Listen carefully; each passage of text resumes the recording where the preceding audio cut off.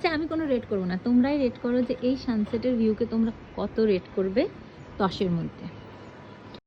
Hello everyone, welcome to my another mini blog. আজ আমাদের ঘরে গরম গরম হোমমেড চপ হচ্ছে। এখানে বাবা বানাচ্ছে চপ, পাহাড়ে বসে গরম গরম চপ।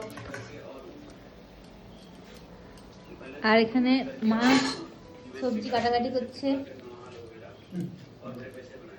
কিরম হয়েছে?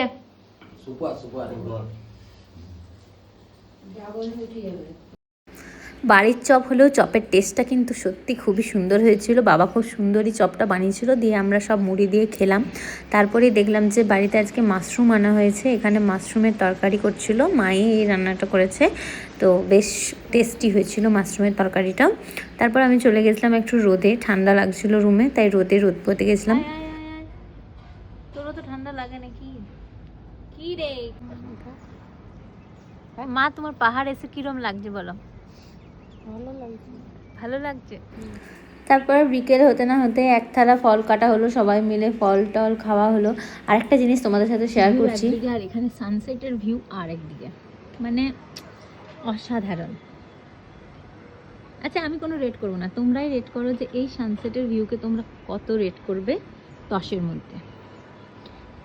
ফ্যামিলি লোকদের সাথে টাইম কাটানোর মজাটাই কিন্তু আলাদা। আমরাও সন্ধ্যেবেলায় ঠিক সেরমই করলাম, সবাই মিলে বসে সেই আড্ডা দিলাম। So that's for today, tata.